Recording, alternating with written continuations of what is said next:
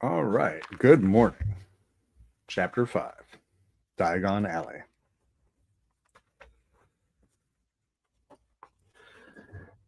Harry woke early the next morning. Although he could tell it was daylight, he kept his eyes shut tight. It was a dream, he told himself firmly. I dreamed a giant called Hagrid came to tell me I was going to a school for wizards. When I open my eyes, I'll be at home in my cupboard. There was suddenly a loud tapping noise, and there's Aunt Petunia knocking on my door. Harry thought, his heart sinking, but he still didn't open his eyes. It had been such a good dream. Tap, tap, tap. All right, Harry mumbled. I'm getting up. He sat up and Hagrid's heavy coat fell off of him. The hut was full of sunlight. The storm was over. Hagrid himself was asleep on the collapsed sofa, and there was an owl rapping its claw on the window, a newspaper held in its beak.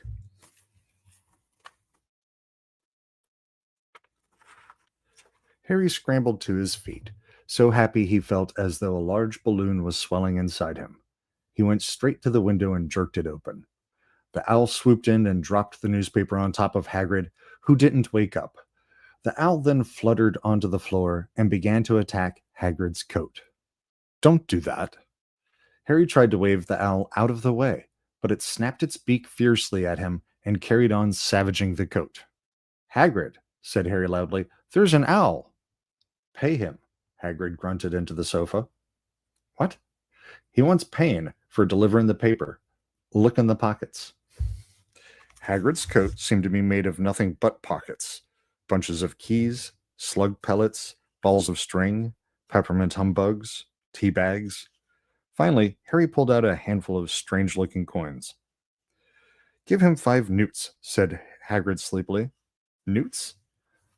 The little bronze ones. Harry counted out 5 little bronze coins, and the owl held out his leg so Harry could put the money into a small leather pouch tied to it. Then he flew off through the open window. If anyone out there knows how that would actually be pronounced, you can go ahead and correct me, please. Hagrid yawned loudly, sat up, and stretched.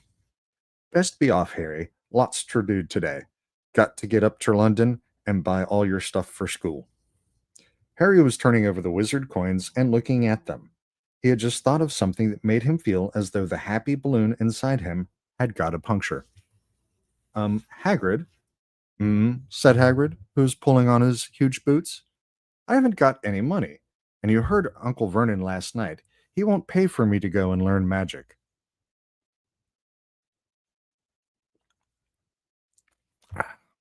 Don't worry about that, said Hagrid, standing up and scratching his head. Do you think your parents didn't leave you anything? But if their house was destroyed, they didn't keep their gold in the house, boy. Nah, first stop for us is Gringotts, Wizard's Bank. Have a sausage. They're not bad, cold. And I wouldn't say no to a bit of your birthday cake, neither. Wizards have banks? Just the one. Gringotts, run by goblins. Harry dropped the bit of sausage he was holding. Goblins? Yeah, so you'd be mad to try and rob it. I'll tell you that. Never mess with goblins, Harry. Gringotts is the safest place in the world for anything you want to keep safe, except maybe Hogwarts. As a matter of fact, I gotta visit Gringotts anyway. For Dumbledore. Hogwarts business. Hagrid drew himself proudly. He usually gets me to do important stuff for him. Fetching you, getting things from Gringotts. Knows he can trust me, see? Got everything? Come on, then. All right, see, I would point out that we've already established that Dumbledore showed him a small act of mercy, and now Hagrid is fetching things for Dumbledore on the sly out of some very easily bought loyalty. Just pointing that out there. Harry followed Hagrid out onto the rock. The sky was quite clear now, and the sea gleamed in the sunlight. The boat Uncle Vernon had hired was still there, with a lot of water in the bottom after the storm. How did you get here? Harry asked, looking around for another boat. Flew, said Hagrid. Flew? Yeah, But we'll go back in this. Not supposed to use magic nav, gotcha. They settled down in the boat, Harry still staring at Hagrid, trying to imagine him flying. Seems a shame to row, though, said Hagrid, giving Harry another of his sideways looks. If I was speed things up a bit, would you mind not mentioning it at Hogwarts? Of course not, said Harry, eager to see more magic. Hagrid pulled out the pink umbrella again, tapped it twice on the side of the boat, and they sped off toward land. All right, so I will point out that more than once already we've seen Hagrid break the rules not out of necessity, but because it's expedient. And he's relying on the discretion of an 11-year-old boy. This does not sound like mature and responsible decision-making. Why would you be mad to try and rob Gringotts? Harry asked. Spells, enchantments, said Hagrid, unfolding his newspaper as he spoke. They say there's dragons guarding the high-security vaults. And you got to find your way. Gringotts is hundreds of miles under London, see? Deep under the underground. You'd die of hunger trying to get out, even if you did manage to get your hands on somewhat. Harry sat and thought about this while Hagrid read his newspaper, The Daily Prophet. Harry had learned from Uncle Vernon that people liked to be left alone while they did this, but it was very difficult. He'd never had so many questions in his life. Ministry of Magic, messing things up as usual, Hagrid muttered, turning the page. There's a Ministry of Magic? Harry asked before he could stop himself. Of course, said Hagrid. They wanted Dumbledore for minister, of course, but he'd never leave Hogwarts, so old Cornelius Fudge got the job. Bungler if there ever was one. So he pelts Dumbledore with owls every morning, asking for advice. Well. Sometimes people who want to be king, they don't actually become king. They find a king to sit up on the throne, and they're the people right behind. Safer that way. So when you need a sacrifice, you can throw away the king, replace him, and you're still in charge. But what does a Ministry of Magic do? Well, their main job is to keep it from the muggles that there's still witches and wizards up and down the country. Why?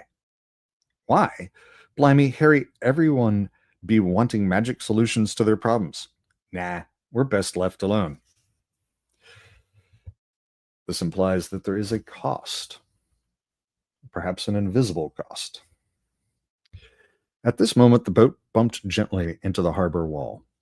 Hagrid folded up his newspaper, and they clambered up the stone steps onto the street. Passersby stared a lot at Hagrid as they walked through the little town to the station. Harry couldn't blame them.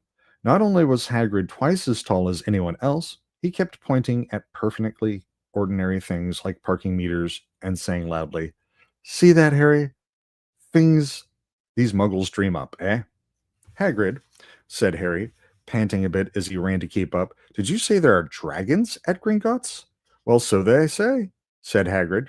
Crikey, I'd like a dragon. You'd like one? Wanted one ever since I was a kid. Here we go. They had reached the station. There was a train to London in 5 minutes' time. Hagrid, who didn't understand muggle money, as he called it, gave the bills to Harry so he could buy their tickets. People stared more than ever on the train. Hagrid took up 2 seats and began knitting what looked like a canary yellow circus tent. Still got your letter, Harry? He asked as he counted stitches. Harry took the parchment envelope out of his pocket. Good, said Hagrid. There's a list there of everything you need. Harry unfolded a second piece of paper he hadn't noticed the night before and read. Hogwarts School of Witchcraft and Wizardry. Uniform. First-year students will require 3 sets of plain work robes, black. 1 plain pointed hat, black, for day wear. 1 pair of protective gloves, dragonhide or similar. 1 winter cloak, black, silver fastenings. Please note that all pupils' clothes should carry name tags. Course books, All students should have a copy of each of the following: The Standard Book of Spells, Grade 1 by Miranda Goshawk, A History of Magic by Bathilda Bagshot, Magical Theory by Adelbert Waffling, A Beginner's Guide to Transfiguration by Emeric Switch, 1000 Magical Herbs and Fungi by Philidia Spore, Magical Drafts and Potions by Arsenius Jigger, Fantastic Beasts and Where to Find Them by Newt Scamander, The Dark Forces, A Guide to Self-Protection by Quentin Trimble. Now, if you look at all of those names, the etymology of the words that are in the names applies to their occupation. So just to relate that back to the real world, that'd be like, oh, I'm going to hire a guy to build me a brick wall, and his name is Mason Stonecarver. Okay. But it's a little bit more subtle than that. But the names in here are very deliberately chosen. They're not just random. Other equipment: 1 wand, 1 cauldron, pewter, standard size 2, 1 set glass or crystal phials, 1 telescope, 1 set of brass scales. Students may also bring an owl or a cat or a toad. Parents are reminded that first years are not allowed their own broomsticks. Can we buy all this in London? Harry wondered aloud. If you know where to go, said Hagrid. Harry had never been to London before. Although Hagrid seemed to know where he was going, he was obviously not used to getting there in an ordinary way. He got stuck in the ticket barrier on the underground and complained loudly that the seats were too small and the trains too slow. I don't know how the Muggles manage without magic, he said, as they climbed a broken-down escalator that led up to a bustling road lined with shops. Well, of course he doesn't, because he can't live without magic. That's why he's continuously breaking the rules. Hagrid was so huge that he parted the crowd easily. All Harry had to do was keep close behind him. They passed bookshops and music stores, hamburger restaurants, and cinemas. I know it's only 9:30, but a hamburger would be really nice right now. Where are they? But nowhere that looked as if it could sell you a magic wand. This is just an ordinary street full of ordinary people. Could there really be piles of wizard gold buried miles beneath them? Were there really shops that sold spell books and broomsticks? Might this not all be some huge joke that the Dursleys had cooked up?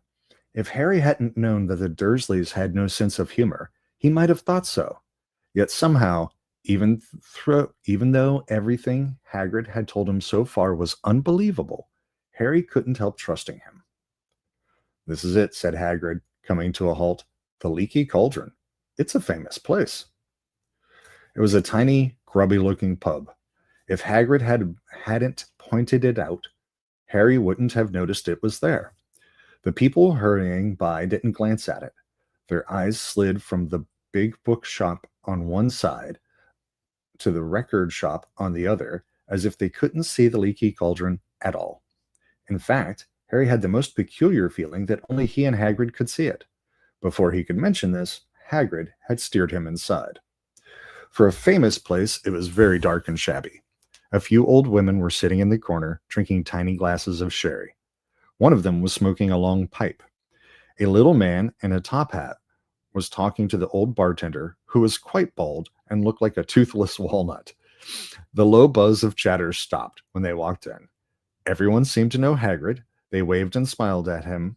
The bartender reached for a glass, saying, "The usual, Hagrid?" "Can't, Tom. I'm on Hogwarts business," said Hagrid, clapping his great hand on Harry's shoulder and making Harry's knees buckle. "Good Lord," said the bartender, peering at Harry. Can this be?" The Leaky Cauldron had suddenly gone completely still and silent. "Bless my soul," whispered the old bartender. "Harry Potter, what an honor." He hurried out from behind the bar, rushed toward Harry, and seized his hand, tears in eyes. "Welcome back, Mr. Potter. Welcome back." Harry didn't know what to say. Everyone was looking at him. The woman on the pipe was puffing on it without realizing it had gone out. Hagrid was beaming. Then there was a great scraping of chairs, and in the next moment, Harry found himself shaking hands with everyone in the leaky cauldron. Doris Crockford, Mr. Potter. Can't believe I'm meeting you at last. So proud, Mr. Potter. I'm just so proud. Always wanted to shake your hand. I'm all of a flutter. Delighted, Mr. Potter. Just can't tell you. Diggle's the name. Daedalus Diggle. I've seen you before, said Harry, as Daedalus Diggle's top hat fell off in his excitement. You bowed to me once in a shop. He remembers, cried Daedalus Diggle, looking around at everyone. Did you hear that? He remembers me. Harry shook hands again and again. Doris Crockford kept coming back for more. A pale young man made his way forward very nervously. One of his eyes was twitching. Professor Quirrell, said Hagrid. Harry, Professor Quirrell will be one of your teachers at Hogwarts. Potter, stammered Professor Quirrell, grasping Harry's hand. Can't to tell you how pleased I am to meet you. What sort of magic do you teach, Professor Quirrell? Defense against the dark arts, muttered Professor Quirrell, as though he'd rather not think about it. No, not that you need it, eh, Potter? He laughed nervously. You'll be getting all your equipment, I suppose? I've got to pick up a new book on vampires myself. He looked terrified at the very thought. But the others wouldn't let Professor Quirrell keep Harry to himself. It almost took 10 minutes to get away from them all. At last, Hagrid managed to make himself heard over the babble. Must get on. Lots to buy. Come on, Harry. Doris Crockford shook Harry's hand one last time, and Hagrid led them through the bar and out into a small walled courtyard where there was nothing but a trash can and a few weeds. Hagrid grinned at Harry. All right, so we're on page 70 on book 1, and it begins. So 2 things have already happened that I thought were pretty significant. When Hagrid brings Harry on the boat, once Hagrid's needs are met, we are moving Harry towards where he needs to go, and that's what Dumbledore wanted. So Hagrid's needs are met. He clams up into his newspaper. The boy has got a million questions, and he has been disciplined out of feeling safe with curiosity. So he doesn't feel safe to ask questions in that moment because Vernon has trained him not to. And he's got a million questions. And while Hagrid is a positive influence, Hagrid does not see Harry's need. And then, for the first time on page 70, Harry is now, he's a prop. He has been rolled out into a public setting, and all these people are gaining a feeling from Harry. They're taking from Harry. And Harry did not consent to this. He did not consent to this scene. And now he's overwhelmed, and all these people are looking for something in Harry, or they're expressing something to Harry that they need to feel heard. And they've already drained Harry.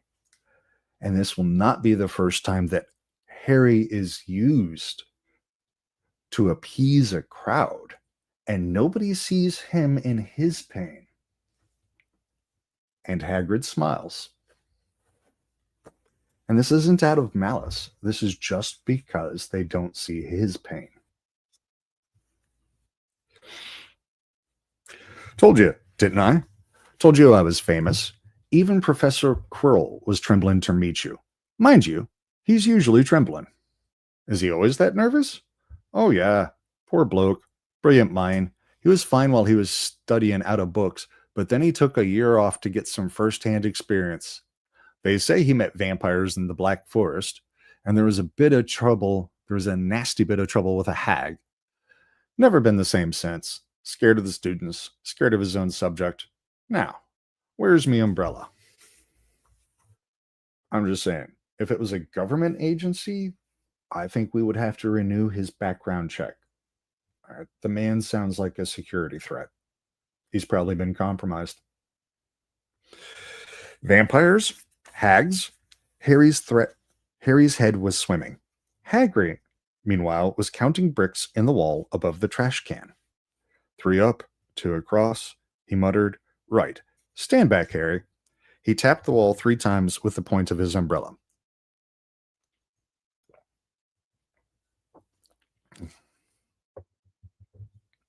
The brick he had touched quavered.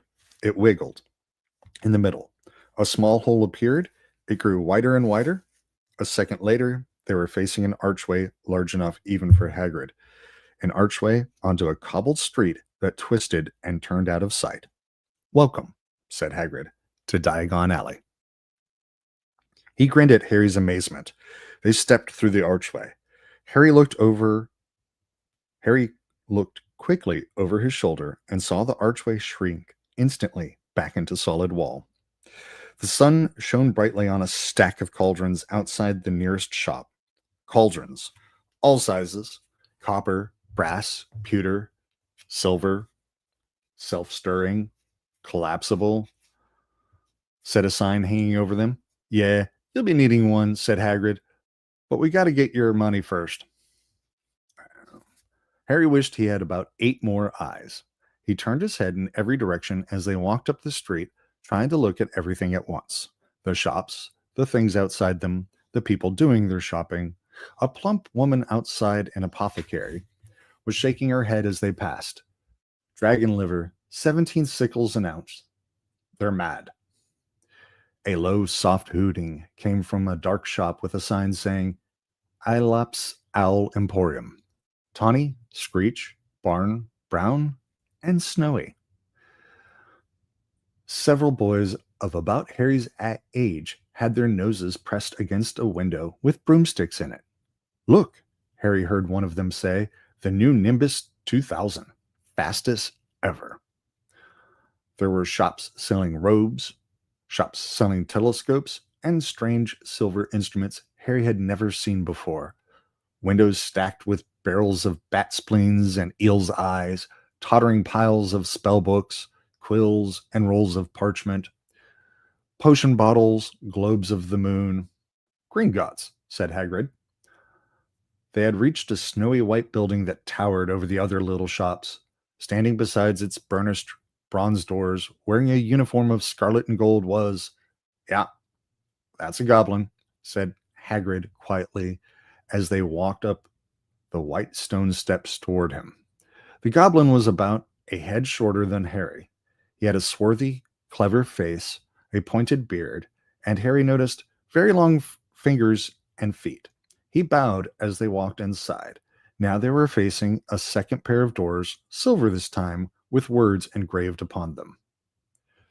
Enter, stranger, but take heed of what awaits the sin of greed. For those who take but do not earn must pay most dearly in their turn. So if you seek beneath our floors a treasure that was never yours, thief, you have been warned, beware of finding more than treasure there. Like I said, you'd be mad to try and rob it, said Hagrid. All right, so just a quick pin in here for a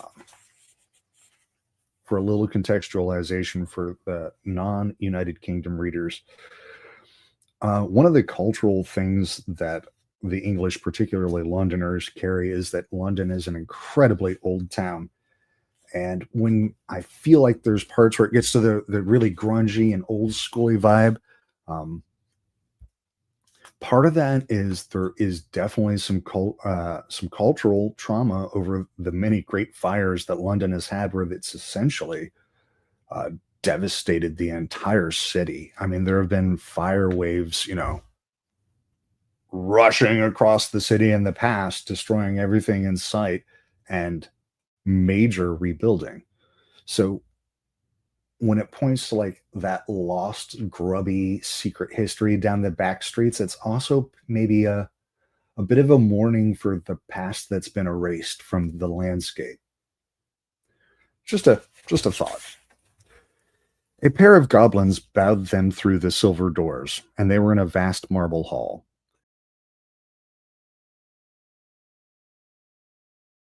All right, welcome back. Like I said, you'd be mad to try and rob it, said Hagrid.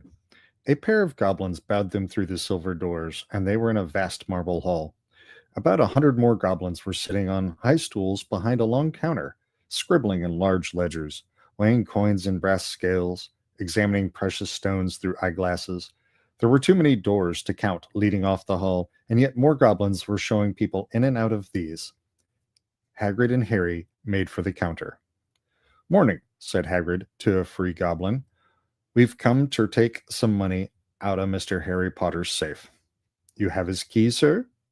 Got it somewhere, said Hagrid, and he started emptying his pockets onto the counter, scattering a handful of moldy dog biscuits over the goblin's book of numbers. The goblin wrinkled his nose. Harry watched the goblin on their right side, weighing a pile of rubies as large as glowing coals. Got it, Hagrid said at last, holding up a tiny golden key. The goblin looked at it closely. That seems to be in order. And I've also got a letter here from Professor Dumbledore, said Hagrid importantly, throwing out his chest. It's about the you-know-what in Vault 713. Hagrid doesn't have a lot of discretion, and he takes pride in things for which he should be quiet. The goblin read the letter carefully.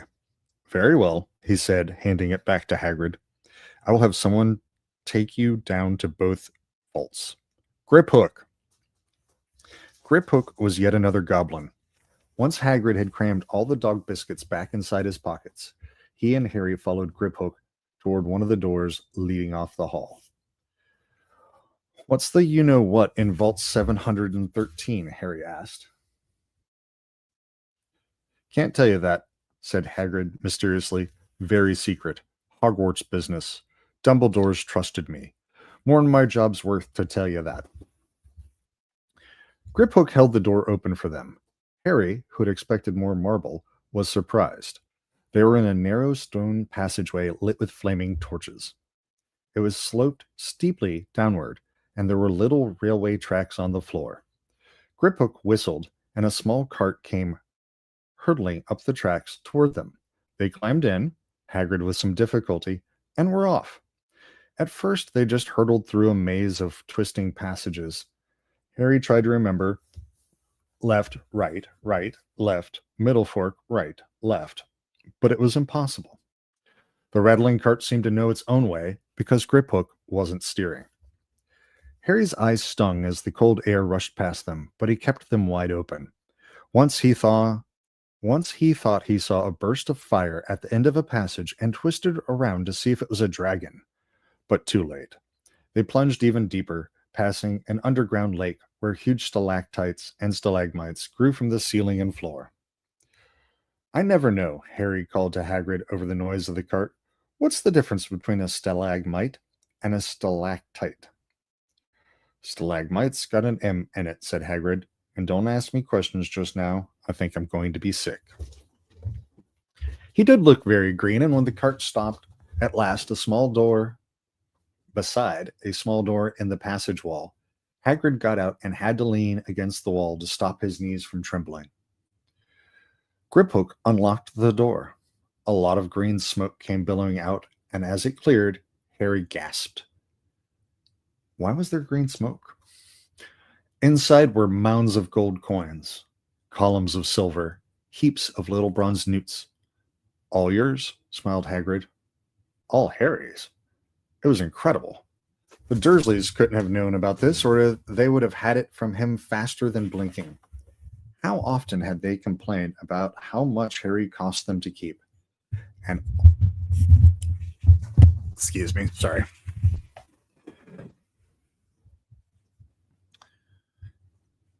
And all the time there had been a small fortune belonging to him buried deep under London. Hagrid helped Harry pile some of it into a bag. The gold ones are galleons, he explained. 17 silver sickles to a galleon and 29 newts to a sickle. It's easy enough, right? That should be enough for a couple of terms. We'll keep the rest of it safe for you. He turned to Griphook. Vault 713 now, please, and can we go more slowly? One speed only, said Griphook. All right, and for my North American viewers, the oddness with the currency is also a callback to an older time before there were internationally traded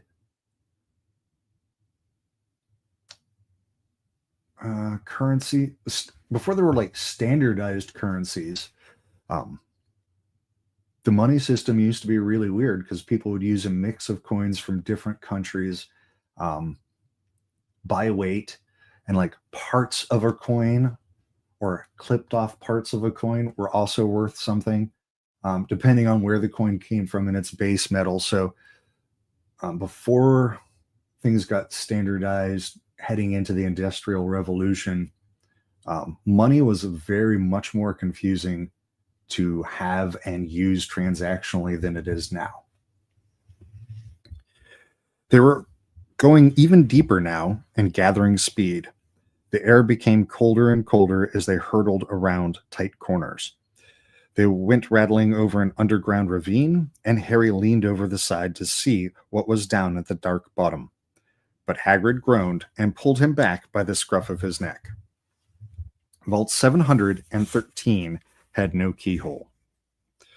Stand back, said Griphook importantly. He stroked the door gently with one of his long fingers, and it simply melted away. If anyone but a Gringotts goblin tried that, they'd be sucked through the door and trapped in there, said Griphook. Why would you give away your secret security measures? How often do you check to see if anyone's inside? Harry asked. About once every 10 years, said Griphook with a rather nasty grin. Something really extraordinary had to be inside this top security vault, Harry was sure, and he leaned forward eagerly, expecting to see fabulous jewels at the very least. But at first he thought it was empty. Then he noticed a grubby little package wrapped up in a brown paper lying on the floor. Hagrid picked it up and tucked it deep inside his coat. Harry longed to know what it was, but knew better than to ask. Come on, back in this infernal cart, and don't talk to me on the way back. It's best if I keep me mouth shut. Indeed. One wild cart ride later, they stood blinking in the sunlight outside Gringotts. Harry didn't know where to run first now that he had a bag full of money. He didn't know how many galleons there were to a pound to know that he was holding more money than he'd ever had in his whole life. More money than even Dudley had ever had. Might as well get your uniform, said Hagrid, nodding toward Madame Malkin's robes for all occasions. Listen, Harry, would you mind if I slipped off for a pick-me-up in the leaky cauldron? I hate them Gringotts carts. He did still look a little sick, so Harry entered Madame Malkin's shop alone, feeling nervous. Madame Malkin was a squat, smiling witch dressed all in mauve. Hogwarts, dear, she said when Harry started to speak. Got the lot here. Another young man being fitted up just now, in fact.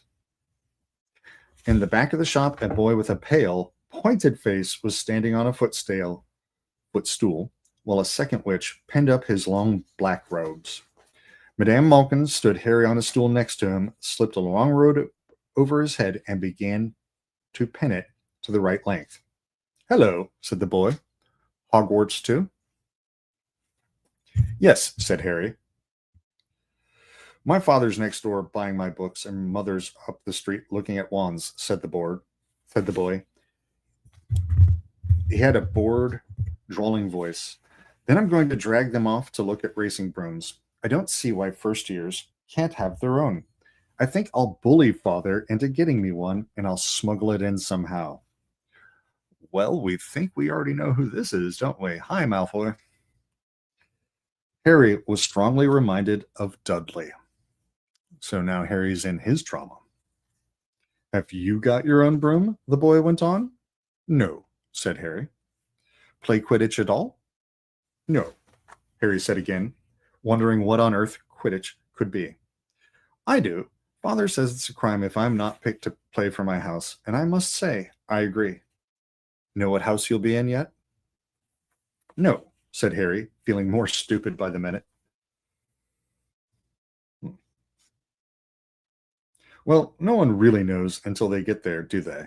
But I know I'll be in Slytherin. All our family have been. Imagine being in Hufflepuff. I think I'd leave, wouldn't you? I I identify with House Hufflepuff, so I don't see any shame there whatsoever. Said Harry, wishing he could say something a bit more interesting. I say, look at that man, the boy said the boy suddenly, nodding toward the front window. Hagrid was standing there, grinning at Harry and pointing two large ice creams to show he couldn't come in. That's Hagrid, said Harry, pleased to know something the boy didn't. He works at Hogwarts. Oh, said the boy, I've heard of him. He's a sort of servant, isn't he? He's the gamekeeper, said Harry. He was liking the boy less and less every second. Yes, exactly. I heard he's a sort of savage. Lives in a hut on the school grounds, and every now and then he gets drunk, tries to do magic, and ends up setting fire to his bed. I think he's brilliant, said coldly. I'll point out that while Malfoy is not being very nice here, we could probably look at his claims because he's probably correct. And if that reputation is already down to 11-year-old boys that haven't even been to Hogwarts yet, it's not great. Do you? Said the boy with a slight sneer. Why is he with you? Where are your parents? They're dead, said Harry shortly. He didn't feel much like going into the matter with this boy. Oh, sorry, said the other, not sounding sorry at all. But they were our kind, weren't they? So Malfoy hasn't decided whether he should fake empathy or not because he's still trying to figure out what Harry Potter is. You have to make sure that somebody is of the right sort before you can have any commiseration with them in Malfoy's world. They were a witch and a wizard, if that's what you mean. I really don't think they should let the other sort in, do you? They're just not the same. They've never been brought up to know our ways. Some of them have never even heard of Hogwarts until they get the letter. Imagine. I think they should keep it in the old wizarding families. What's your surname anyway? All right. So very elitist. From my American perspective, this also sounds like a callback to the old British aristocracy. If you don't have lands or titles, you're not welcome in the club, and your family line should go back to the Magna Carta.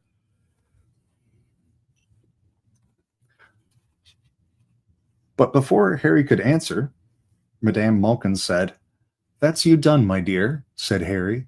And Harry, not sorry for an excuse to stop talking to the boy, hopped down from the footstool. Well, I'll see you at Hogwarts, I suppose, said the drawling boy. Harry was rather quiet as he ate the ice cream Hagrid had bought him, chocolate and a raspberry with chopped nuts.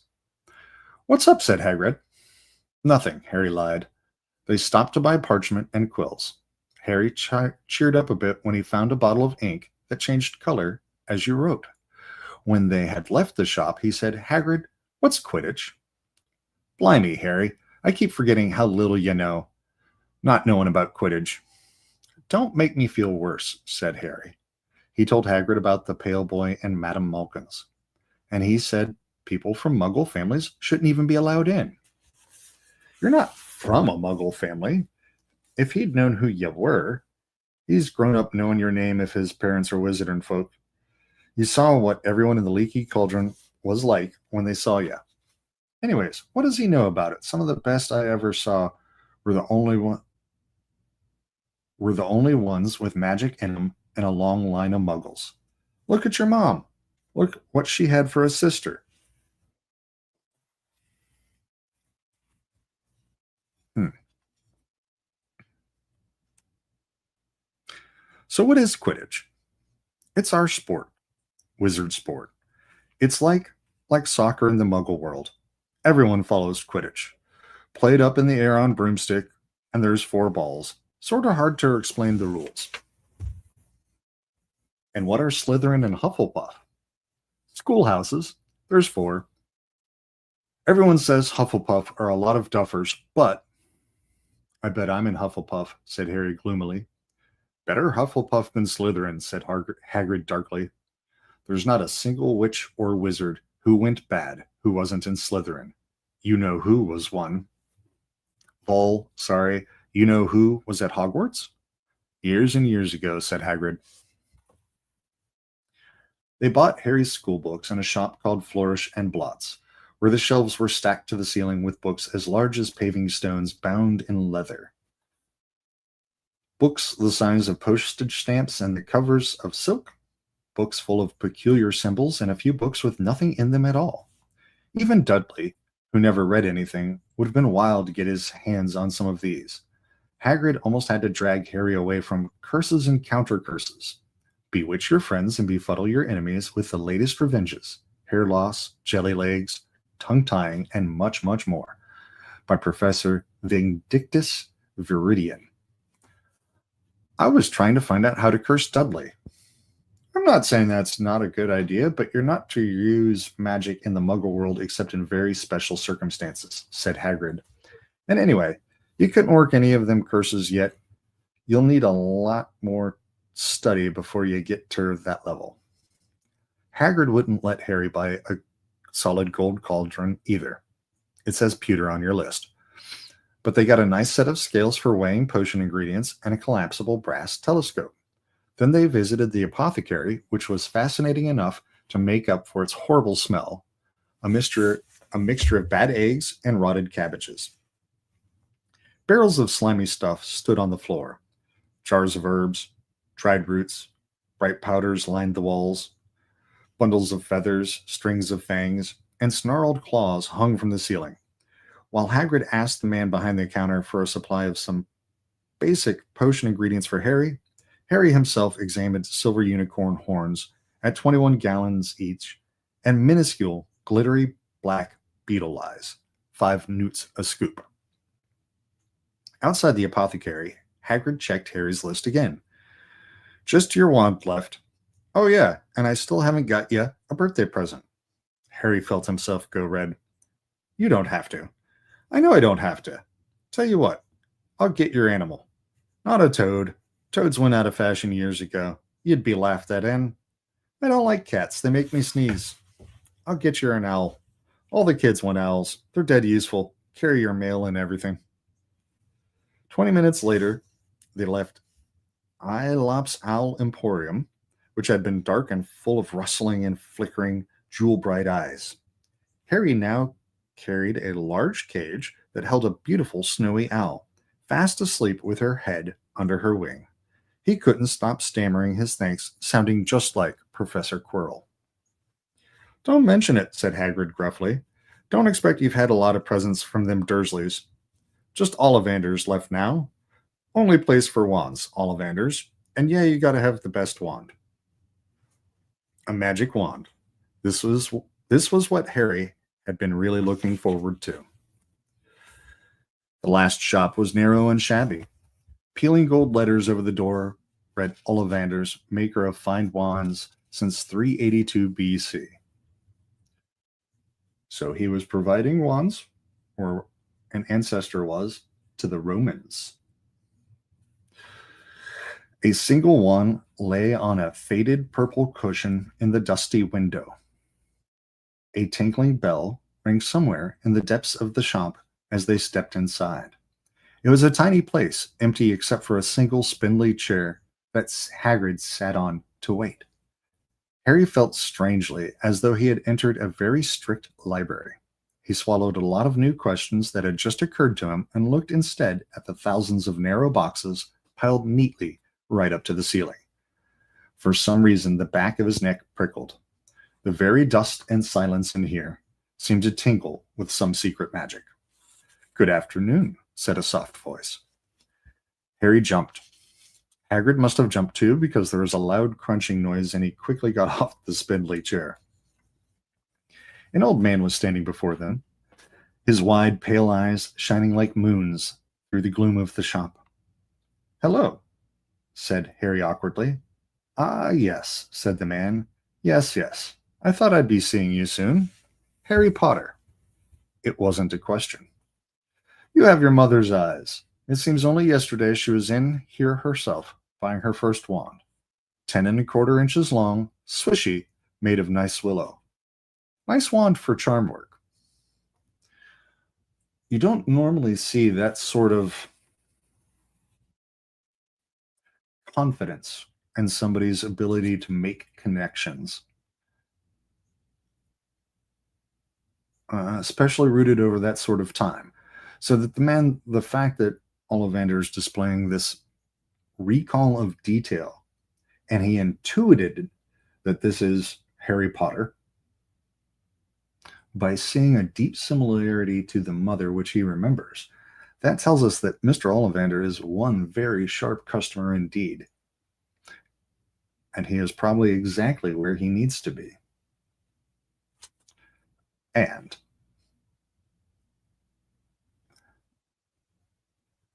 his competence will, by necessity, make sure that he stays in a very narrow role later in the story. Mr. Ollivander moved closer to Harry. Harry wished he would blink. Those silvery eyes were a bit creepy. "Your father, on the other hand, favored a mahogany wand, 11 inches, pliable, a little more power, and excellent for transfiguration. Well, I say your father favored it. It's really the wand that chooses the wizard, of course." I feel like that'll come in handy later. Mr. Ollivander had come so close that he and Harry were almost nose to nose. Harry could see himself reflected in those mystery eyes. And that's where Mr. Ollivander touched the lightning scar on Harry's forehead with a long white finger. "I'm sorry to say I sold the wand that did it," he said softly. 13 1/2 inches. You.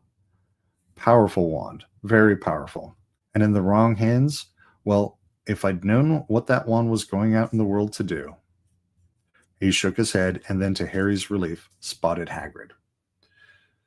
All right, so for my not history buffs, you also has a particular connotation. Back when we were fighting each other with bows and arrows, and particularly the English were fighting the French, the English longbowmen, when that was developed as a military specialty, longbowmen, the English ones were particularly noteworthy because of the yew bows.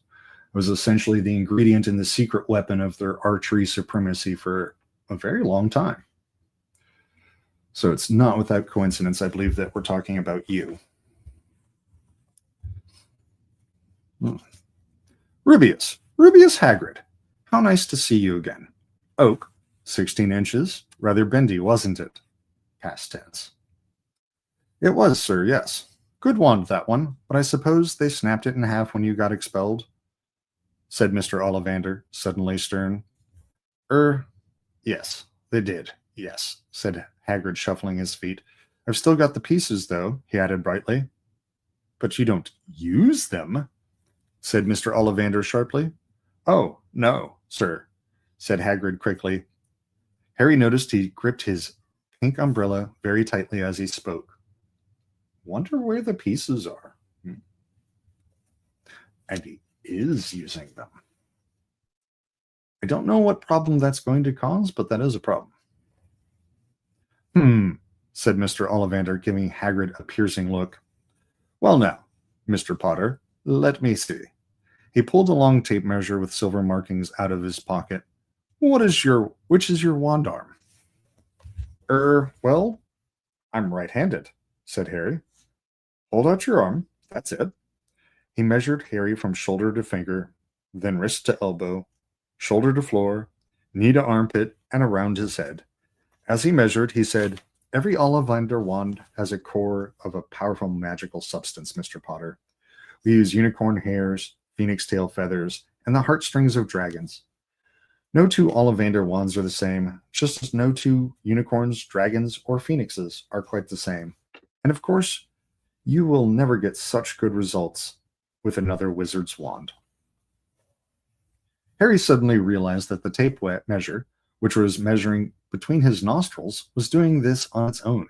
Mr. Ollivander was flitting around the shelves, taking down boxes. If you ever have the opportunity to get fitted for a custom dry suit, it's a lot the same. I don't remember the exact number, but there's like 17 or 21 measurements. Yeah, it can be a little intense. That will do, he said, and the tape measure crumpled into a heap on the floor. Right then, Mr. Potter, try this one. Beechwood and dragon heartstring. 9 inches, nice and flexible. Just take it and give it a wave. Harry took the wand and, feeling foolish, waved it around a bit, but Mr. Ollivander snatched it out of his hand almost at once. Maple and phoenix feather, 7 inches, quite whippy. Try? Harry tried, but he had hardly raised the wand when it too was snatched back by Mr. Ollivander. No, here. Ebony and unicorn hair, 8.5 inches, springy. Go on, try it out. Harry tried and tried. He had no idea what Mr. Ollivander was waiting for. The pile of tried wands was mounting higher and higher on the spindly chair, but the more wands Mr. Ollivander pulled from the shelves, the happier he seemed to become. Tricky customer, eh? All right, see, now he's professionally challenged. The simple he does in minutes, now he is engaging with his passion, which is matching wands to customers. Tricky customer, eh? Not to worry, we'll find the perfect match here somewhere. I wonder now. Yes, why not? Unusual combination. Holly and phoenix feather, 11 inches, nice and supple. Harry took the wand. He felt a sudden warmth in his fingers. He raised the wand above his head, brought it swishing down through the dusty air, and a stream of red and gold sparks shot from the end like a firework, throwing dancing spots of light onto the walls. Hagrid whooped and clapped, and Mr. Ollivander cried, "Oh, bravo! Yes, indeed! Oh, very good! Well! How curious! How curious!" He put Harry's wand back into its box and wrapped it in brown paper, still muttering, "Curious! Curious!" "Sorry," said Harry, "but what's curious?" Mr. Ollivander fixed Harry with his pale stare. "I remember every wand I've ever sold, Mr. Potter." I believe him. I don't know about you. Every single wand. It so happens that the phoenix whose tail feather is in your wand gave another feather. Just one other feather. I'm sorry, not just one other feather. Just one other. It is very curious indeed that you should be destined for this wand when its brother, its brother gave you that scar. So both wand cores contain the essence of rebirth. Harry swallowed. Yes, 13.5 inches. You. Curious, indeed, how these things happen. The wand chooses the wizard, remember. I think we must expect great things from you, Mr. Potter. After all, he who must not be named did great things. Terrible, yes, but great. Harry shivered. He wasn't sure he liked Mr. Ollivander too much. He paid 7 galleons for his wand, and Mr. Ollivander bought them from his shop.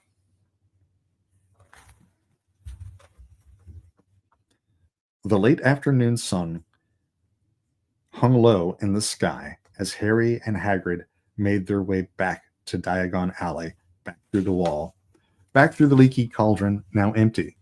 Harry didn't speak at all. as they walked down the road. He didn't even notice how much people were gawking at them on the underground, laden as they were with all of their funny-shaped packages, with the snowy owl asleep in its cage on Harry's lap. Up another escalator into Paddington Station. Harry only realized where they were when Hagrid tapped him on the shoulder. "Got time for a bite to eat before your train leaves," he said.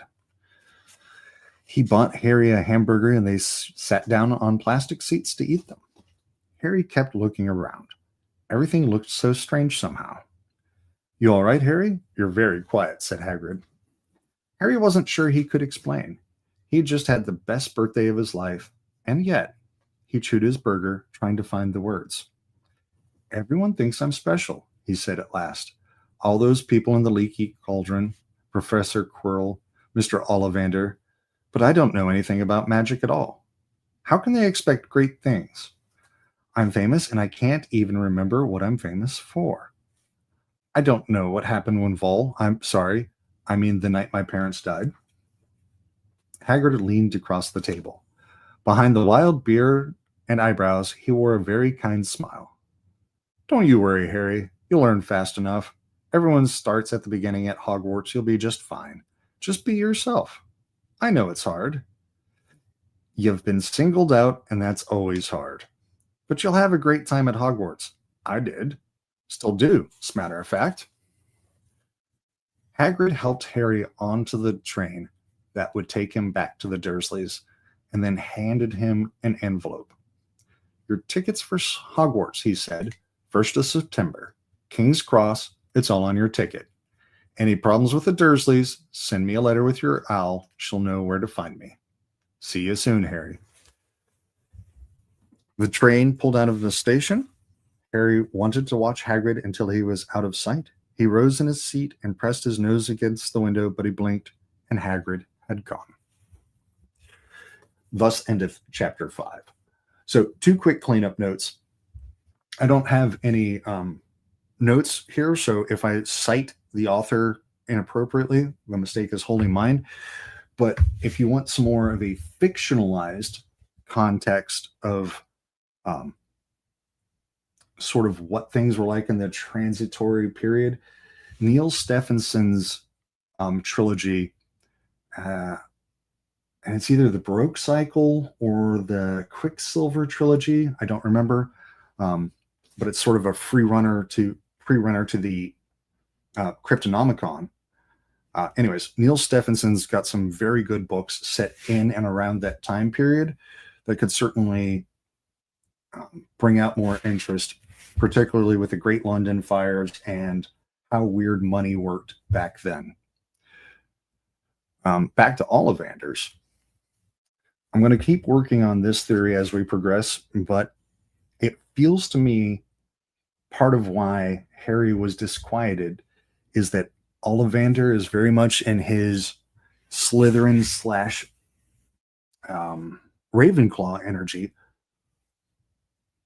And I'm going to say Ravenclaw, but it could be Slytherin. He's in that sort of energy where his goal is excellence. He wants to enable every wizard to unlock their full potential because that's his passion. And why it's disquieting is because he's not guided by ethics. He doesn't say no.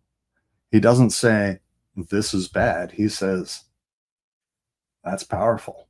He is there to enable power, and he is not particularly concerned with guiding or shaping how it is used. So we'll work on that theory as we go. I'm sorry about the Wi-Fi interruption on part 1, and I will catch you guys soon for chapter 6. Have a great day.